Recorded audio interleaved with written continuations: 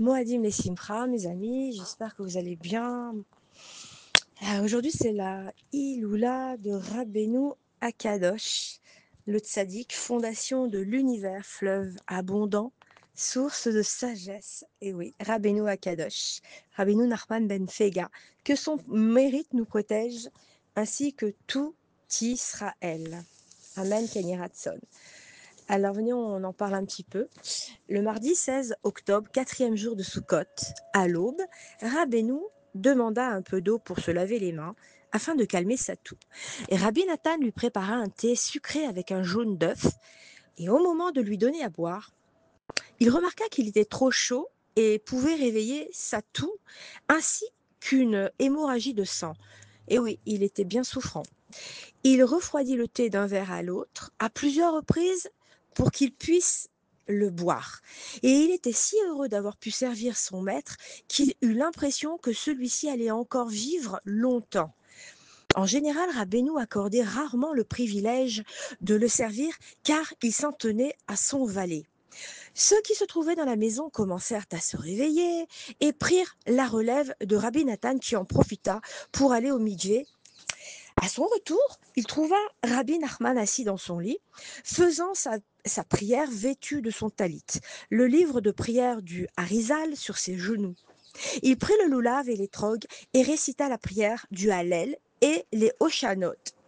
Il parvint même à élever un peu la voix pendant les Oshanot, et chacun put entendre les mots.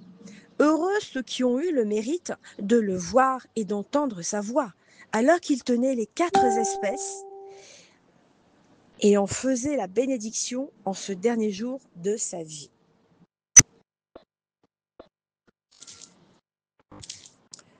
Voilà, mon téléphone est en silence. Alors, Rabbi Nathan, lui, se joignit au minyan qui se tenait dans la pièce, donc contiguë. Et après la prière, il revint chez Rabbeinu et il fut si accablé lorsqu'il le vit qu'il demanda à Rabbi Yechiel de lui donner du courage pour ne pas s'abandonner à la pensée de sa disparition. Et oui, Rabbi Nathan veillait depuis minuit et il était complètement épuisé, tellement épuisé qu'il rentra chez lui pour s'étendre un peu. Mais il était trop agité pour trouver le sommeil et il alla manger quelque chose. Ensuite, il essaya de se recoucher, mais c'était impossible. Il était trop préoccupé par l'état de son maître. Il savait cependant qu'il ne pourrait pas tenir sur ses jambes sans avoir dormi. Mais si je ne dors pas maintenant, se dit-il, je serai obligé de dormir après, et qu'arrivera-t-il alors? Il décida d'aller se reposer dans la maison de Rabbi Nachman. Il trouva Rabbeinu éveillé, assis sur sa chaise, mais la panique régnait dans la chambre, parce qu'il semblait s'éteindre peu à peu. On lui donna des sels pour le ranimer, et un disciple de Terovitsa, arrivé le matin, s'occupait de lui encore mieux que les autres. Rabbi Nathan dit qu'il fallait le remettre dans son lit, mais Rabbeinu fit signe qu'il préférait rester assis sur sa chaise. Il se rendit compte que sa vie, en fait, que la vie de son maître ne tenait plus qu'à un fil, et il demanda qu'on le recouche. Cette fois, Rabbi Nachman ne réagit pas. L'homme de Terovitsa le porta doucement dans son lit et à ce moment-là, Rabbi Nathan lui saisit affectueusement la main et l'embrassa en signe de grande affection. Rabbi Nachman demanda à Rabbi Shimon de lui mettre ses plus beaux habits de soie et de bien veiller à sa tenue. Ses manches devaient être boutonnées et sa chemise ne devait pas dépasser. Il demanda enfin qu'on lui enlève le sang qui s'était collé en fait à sa barbe pendant sa dernière quinte de toux. Étendu sur son lit, il se sentit soulagé. Il prit une petite boule de cire et la roula entre ses doigts, comme il le faisait souvent les derniers jours lorsqu'il méditait profondément. Même durant la dernière heure de sa vie, ses pensées se fixaient sur des mondes redoutables et il roulait la cire entre les doigts avec une grande lucidité d'esprit. On lui servit un peu de soupe. Il se lava les mains, fit la bénédiction et commença à manger. On lui proposa encore, mais il ne pouvait plus rien avaler. On entendit alors à ce moment beaucoup de tumulte dans la ville, car un grand incendie s'était déclaré. Attisé par un vent de tempête d'une violence inouïe, qui soulevait et projetait la crête des collines, un ouragan déferlait sur la ville, anéantissant tout sur son passage. La souka de Rabbeinu fut emportée en un instant, et devant la catastrophe, tout le monde sortit pour voir ce qui se passait. Rabbi Nathan ne savait quoi faire. D'une part, il ne voulait pour rien au monde laisser Rabbeinu seul. D'autre part, il se sentait obligé d'aller aux nouvelles. Il réalisa alors qu'il ne disparaîtrait pas en si peu de temps. Comme il se dirigeait vers le lieu du sinistre, des gens lui dirent qu'en dépit du vent violent, le feu s'était, par miracle, éteint de lui-même. À son retour, il paraissait si évident que Rabbi Nathan, que Rabbi Nachman vivait ces derniers instants. Les gens s'assemblaient et commencèrent à réciter les prières contenues dans le Mahamar Yabok. Un moment après, il semblait qu'il s'était éteint. Rabbi Nathan hurla de détresse. Rabbeinu, Rabbeinu, à qui nous laissez-vous? Et il entendit et tourna sa tête comme pour dire: je ne vous quitte pas, à Dieu ne plaise. C'est vers 3 heures de l'après-midi qu'il cessa de vivre. Il rejoignit ses ancêtres dans la plus grande sainteté et pureté, radieux, éclatant, sans trouble d'esprit, ni contradiction, ni contraction. Et tous ceux qui étaient présents, y compris les membres de la Chevra Kadisha, qui avaient l'habitude d'assister à de nombreux décès, étaient unanimes pour déclarer qu'ils n'avaient jamais vu une mort aussi sereine. Quant à la signification de son départ de ce monde, il n'existe simplement pas de mots pour la comprendre. Comme le savent tous ceux qui ont étudié ses livres, ses conversations et ses contes, et qui comprennent et réalisent un tant soit peu sa grandeur, nul ne lui a ressemblé et nul ne lui ressemblera jamais. Le mardi 18 Tishri, 5571, le 16 octobre 1810, quatrième jour de Soukhot, l'arche sainte de Dieu fut enlevée. La lumière d'Israël, maître et rabbi, la lampe sacrée, sainte, supérieure, la lumière cachée, Rabbeinu Kadosh, Rabbi Nachman de sainte mémoire, s'éteignit. Il quitta ce monde la semaine où on lit la section Vezot Aberacha, où il est écrit Moïse, le serviteur de l'Éternel, mourut. Ses disciples éclatèrent en sanglots. Rabbi Nathan pleura si amèrement que Hirschber, l'ancien hérétique, lui dit alors: Rabbeinu, vous manque? C'est à nous qu'il manque. S'il avait encore vécu, nous nous serions complètement repentis pour devenir des tzadikim parfaits. Et d'ailleurs, par la suite, Hirschberg émigra en Amérique et il fit teshuva parfaite. Ses derniers mots sur son lit de mort furent « Oyez Rabbeinu, oyez Rabbeinu ».